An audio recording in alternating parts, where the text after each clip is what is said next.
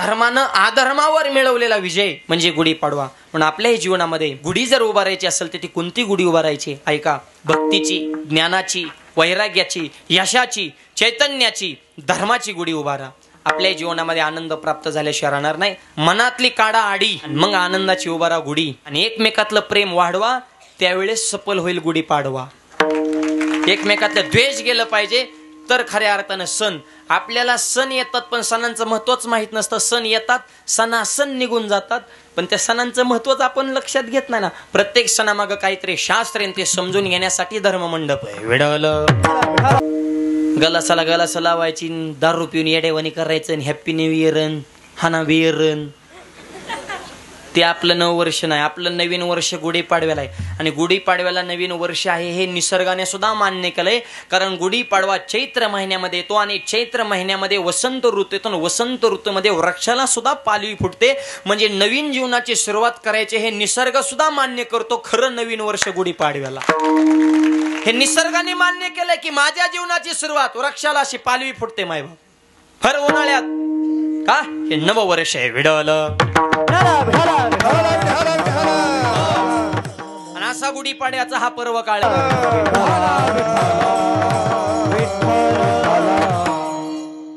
ही गुढी उभारण्याची प्रथा आमच्या वारकरी संप्रदायाने सुद्धा मान्य केले. ज्ञानोबा सांगतात, मी या धर्माची अवधी तोडी, दोषांची लिली फाडी, सज्जना करवी गुढी सुखाची उभावी. सज्जनासाठी सुखाची गुढी उभा करण्यासाठी भगवंताचा अवतार असतो. आणि चोकोबाराय म्हणतात, आम्ही सुद्धा गुढी उभारली. टाळी वाजवावी गुढी उभारावी, गुढी उभारावी. टाळी वाजवावी गुढी उभारावी, गुढी उभारावी. हो टाळी वाजवावी गुढी उभारावी, गुढी उभारावी. टाळी वाजवावी गुढी उभारावी, गुढी उभारावी.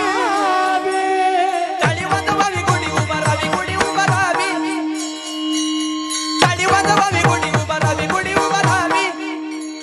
हो टाळी वाजवावी गुढी उभारावी, गुढी उभारावी. टाळी वाजवावी गुढी उभारावी, गुढी उभारावी. वाट ही चालावी पंढरीची, टाळी टाळी टाळी चालावी पंढरीची, वाट ही चालावी पंढरीची. टाळी वाजवावी गुढी उभारावी, गुढी उभारावी. टाळी वाजवावी गुढी उभारावी, गुढी उभारावी. हो टाळी वाजवावी गुढी उभारावी, गुढी उभारावी. टाळी वाजवावी गुढी उभारावी, गुढी उभारावी. उभारावी उभारावी उभारावी. टाळी वाजवावी. आणि मग यशाची गुढी उभारावी. टाळी वाजवावी हे साधन आहे आणि गुढी उभारावी हे साध्य आहे. टाळी वाजवावी म्हणजे साधन सांगितलं काय करा, आणि गुढी उभारा म्हणजे ब्रह्मपदाची गुढी उभारा. आणि ते केल्यानंतर सुद्धा आवाज सोडा. वाट ही चालावी पंढरीची, हा खरा गुढीपाडवा. आणि ज्याच्या जीवनात भगवंताचा अखंड चिंतन आहे त्याला रोज गुढीपाडव्याचा आनंद आहे.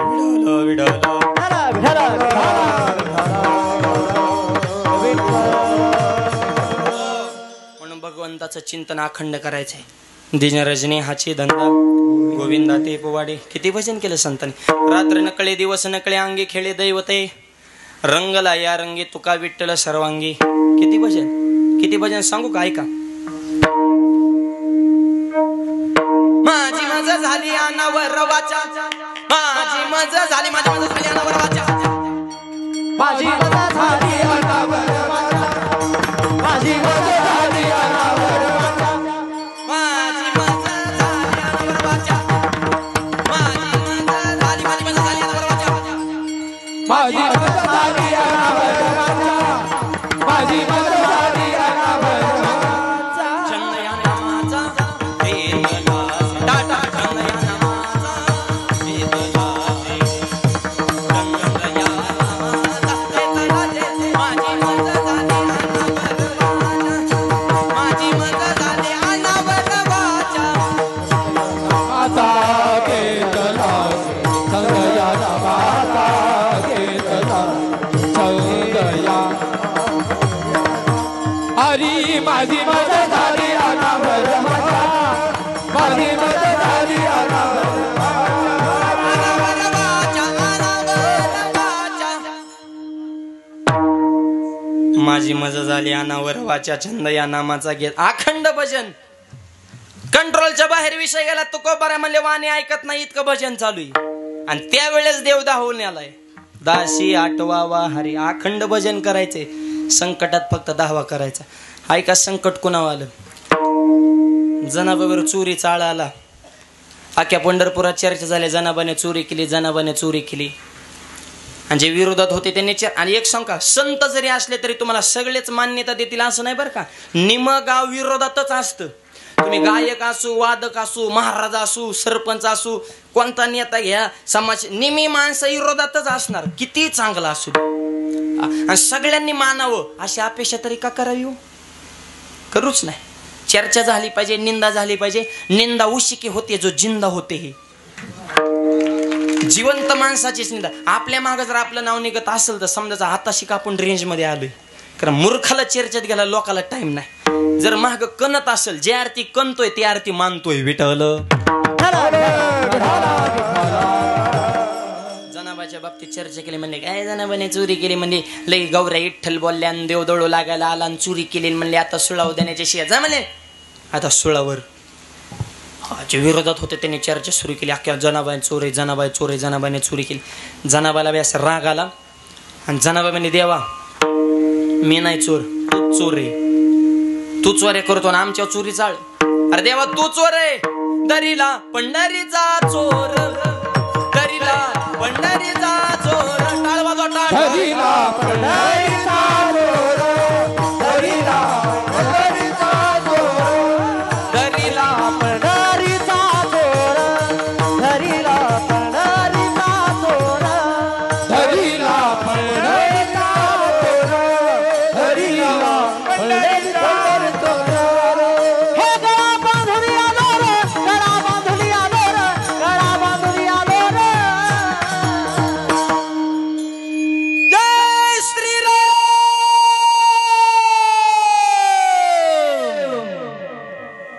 दरीला पंढरीचा चोर, दरीला पंढरीचा चोर.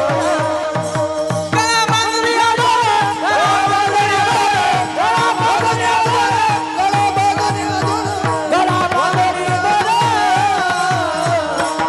दरीला पंढरीचा चोर, दरीला पंढरीचा चोर, दरीला पंढरीचा. तू चोऱ्या करतो ना आमच्या चोरी चाळ. जनाबाईने बी रागा रागात अभंग असलेला. आणि काय संबंध आहे का जनाबाईचा चोरी. म्हणजे खऱ्याला माणसाला पहिल्यापासून त्रास आहे बरं का. ही खऱ्याला गोळी, खोट्याला पुरणपोळी, खरं खातं गटकाळी, गरीबाची फाटली जुळी, उसाला ना टोळी. ही पहिल्यापासूनच आहे. खऱ्याचं मरणच आहे मायबाप. चांगलं जागा त्रास होणार, डुप्लिकेट करा. राम राम. सिस्टीमच अशी मायबाप. ह्या बॉक्सला आवाज वाढत होता. त्या जपानमध्ये चोर पकडायचं मशीन एका तासात 500 चोर सापडलं. चोर पकडा मशीन अमेरिकेत नेलं, एका तासात 2000 चोर सापडलं. चोर पकडा मशीन भारतात आणलं, अर्ध्या तासात मशीन चोरीला गेलं.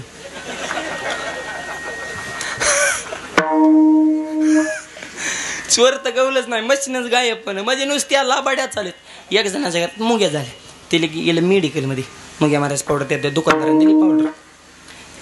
घरी आलं 2 तासांनी परत रिटर्न. मेडिकलच्या थोबाडच पुडी फेकली. नको मला पावडर, मला पुडीच नको. मेडिकलवाला 100 मुंगी राहणार नाही, इतकी कडक पावडर नकोच. काय झाले मला ह्याच्यातच मुंग्या झाल्यात. आता मुंग्या मारायच्या पावडर मध्येच मुंग्याने मुक्काम केला. आता घरातल्या मरत्यान का वाढत्यान तुम्हीच सांगा बरं. पण नुसत्या बड्यात चालूच ना. एक जणाच्या घरात माश्या झाल्या. ते गेलं बाजारात. एक जण माश्या मारायची पावडर 2 रुपयाला पुडी, माश्या मारायची पावडर 2 रुपयाला पुडी. माश्या जीच लोक धावल्यात म्हणतात मरणाच्या पुड्या खापल्या. एक घेणारा जरा आगावच होता. पुडी फोडूनच बघतो म्हणलं ह्याच्यात काय. इकणारा त्याच्यापेक्षा आगावत. हे पुडी सोडू नको का. माश्या कुठल्या मारायच्यात घरच्या. तिथं सोड.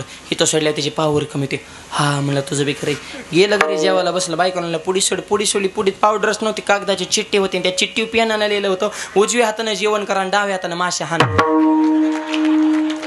आता हे काय औषध आहे का. म्हणजे फासवा फसवीच आहे ना. त्याच्यामुळे जनाबाईची खरी शेवण तरी चोरी चाळाला जनाबाईवर. जनाबाई बी म्हणले देवा तुझ्या दरबारात खऱ्याला किंमत नाही. आणि नाहीच. देवाचा दरबार कसा आहे.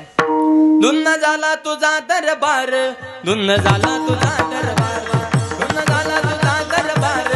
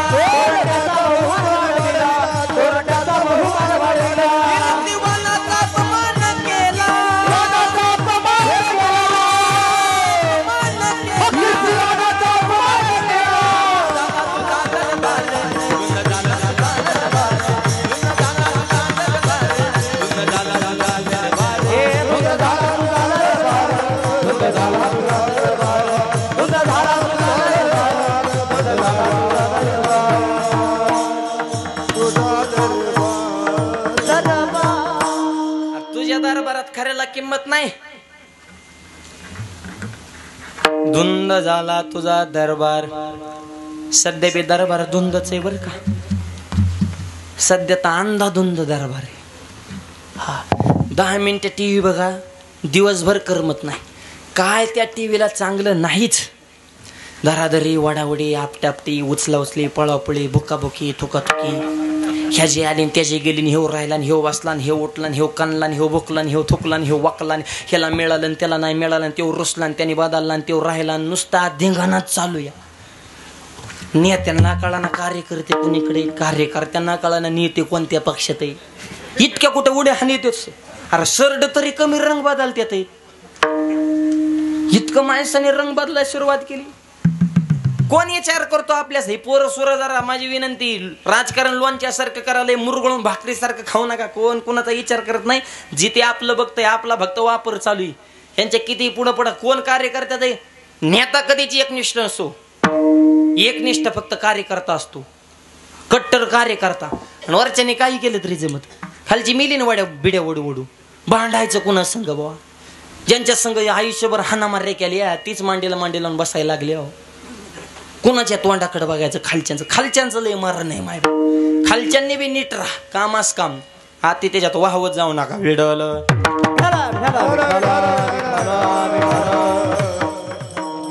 सगळं अवघड झाले, राडा झाले. राजकारणाची पुरी निष्ठा उडाली. निष्ठाच कोणी ठेवली नाही. निष्ठा शब्द सुद्धा परवा दिवशी आरशात बघून टसा टसा रडला. लय रडला. तेव्हा आत्महत्याच करायच्या तयारीत होता, पण संयम नावाच्या शब्दाने त्याला थोडा धीर दिला म्हणून ते वाचला. नाही तर निष्ठा शब्द परवा दिवशीच मिळाला असता. विठ्ठल